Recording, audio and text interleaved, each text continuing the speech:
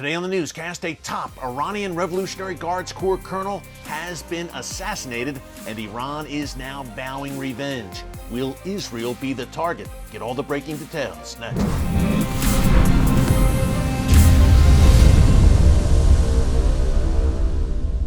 Hey folks, Erick Stakelbeck here. Welcome to the Watchman Newscast. A very eventful weekend in the world's most eventful region, the Middle East.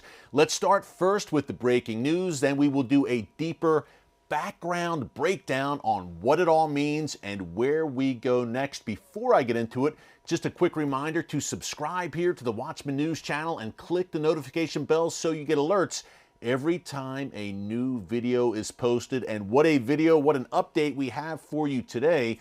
Again, breaking news yesterday, May 22nd, in Tehran, a top Iranian Revolutionary Guards Corps colonel by the name of Hassan Khodai was assassinated in front of his home in Tehran. Now, Khodai was sitting inside of his car, parked in front of his home, when reportedly two assailants on a motorcycle drove up next to the car and fired 5 shots into it, killing Khodai. Now, there are images out there of his body slumped over in the car. We're not going to show those images here on the Watchman Newscast. They are a bit graphic, but you get the idea clearly.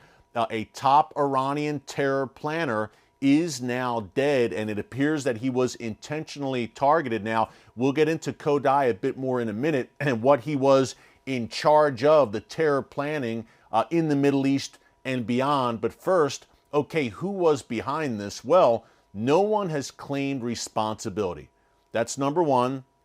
Number two, yesterday, in the immediate aftermath of the attack, automatically, the Iranian Islamic Revolutionary Guards Corps, again, Khodai was a top member of that unit, they released a statement blaming global arrogance powers for his death. Now, when the Iranian regime says global arrogance powers, they mean the United States and its allies, in particular Israel.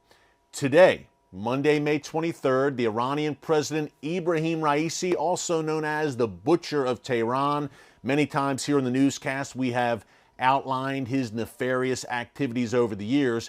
Raisi gave a speech vowing revenge for the, quote, martyr Khodai's death and saying again, we blame, quote, global arrogance powers and they will be held responsible.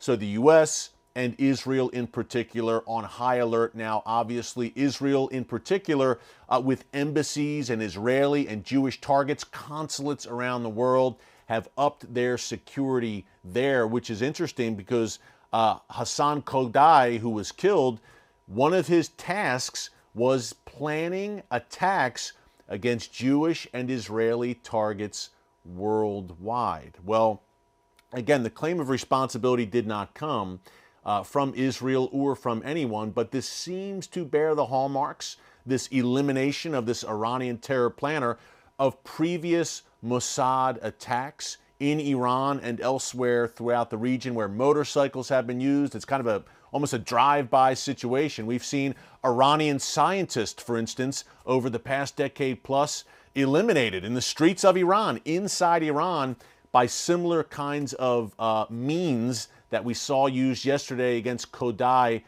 in Tehran. But who was this individual who was eliminated? Number one, as I mentioned, he was a top planner of Iranian Revolutionary Guards Corps Quds Force terror attacks against Israeli and Jewish targets worldwide. That's number one. He was apparently, according to Israeli media outlets, involved in targeting Israeli businessmen, for instance, in Cyprus and elsewhere in the Mediterranean region. Thankfully, those attacks, those plots did not come to fruition, but he was very active also in Iraq and in Syria, where, hey, we've talked here many times on the newscast, of course, about Iran's presence in Syria at Israel's doorstep. They see it as a permanent presence. And Khodai, one of his main tasks was to solidify and strengthen Iran's presence inside Syria. Not only that, he was reportedly involved, one of his main other tasks, in transiting advanced weaponry, in particular those precision-guided missiles, PGMs for short, that we've talked about so much here in the newscast, transiting them through Syria into the hands of Iran's proxy Hezbollah in southern Lebanon. So he was a pivotal player.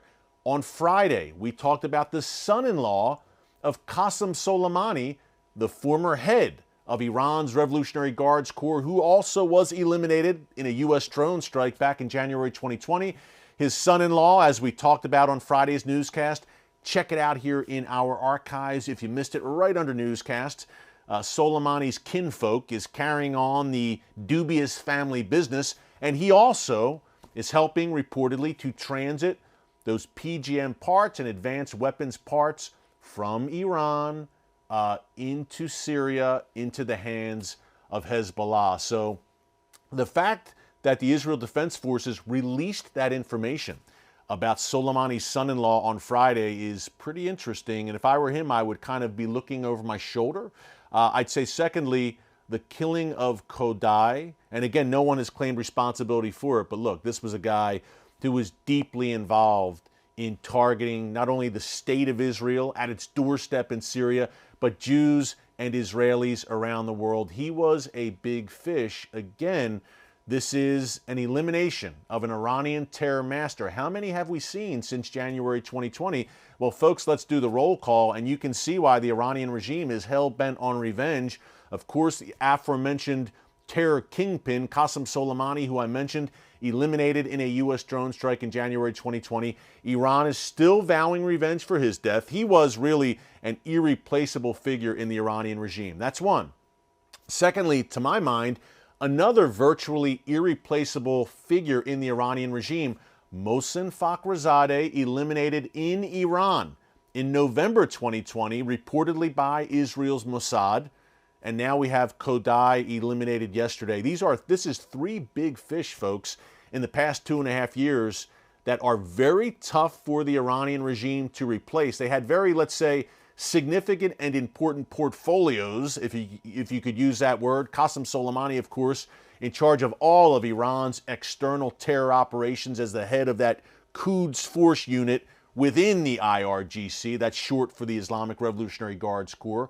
Probably the second or third most powerful man in the entire Iranian regime, answered directly to the supreme leader. He was eliminated. Mohsen Fakhrizadeh was the father of Iran's nuclear weapons program. How do you replace that? He's gone. And now this player yesterday, Khodai, who's also been called Khodaiari in certain media outlets. We'll go with Khodai here on the newscast for today. But now how does Iran respond? Okay, as we move forward, as we wrap up here today, what will Iran's response be? The shadow war, it's been called, between Iran and Israel, the war between the wars.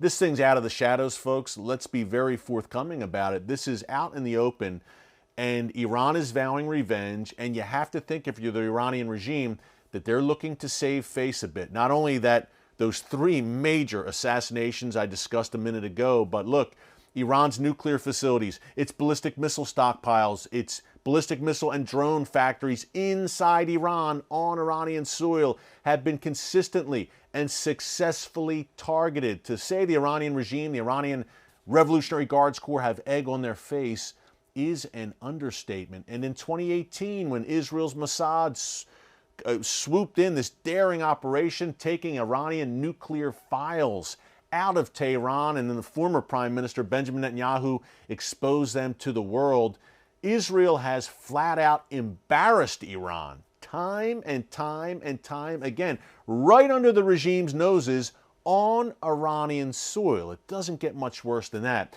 So you have to think that Iran is going to feel compelled to respond, not only to save face to its proxies like Hezbollah, Hamas, and continue to project that image as the leader of the resistance against the Zionist entity and against America that they've built up or tried to build up. But secondly, this is not sustainable for the Iranian regime. You would think to have Israel operating freely on Iranian soil, if not freely, pretty easily, and operating clearly, Israel with significant assets on Iranian soil. And the assailants in this takeout of Khodai yesterday, they may have been Iranians, perhaps without even Jewish ancestry. there is also, remember, fierce resistance against the Iranian regime within that country. People who are done with this tyrannical regime. Remember, the main victims of the regime in Iran are the Iranian people. So Israel has found some willing partners there to target the regime, surely. But you have to think, as we close, Israeli and Jewish targets overseas. Always an issue when Iran wants to lash out. Not necessarily in Israel proper, but targets overseas. But look, Iran also has those powerful proxies on Israel's borders, that ring of fire that surrounds Israel on all sides: Hamas, Hezbollah, Islamic Jihad, the Houthis, the militias in Syria and Iraq, who Iran can activate at a moment's notice. I don't know that Iran wants to take it to that level right now, but folks, in today's Middle East, expect the unexpected. Things are heating up. The wars and rumors of wars are continuing. Keep it right here on the Watchman Newscast for the inside story for such a time as this. Live stream on Wednesday, 4 o'clock p.m. Eastern to 5 o'clock p.m. Eastern. Bring your questions. More on that tomorrow. Until then, thanks for watching. God bless you. And remember, never hold your peace.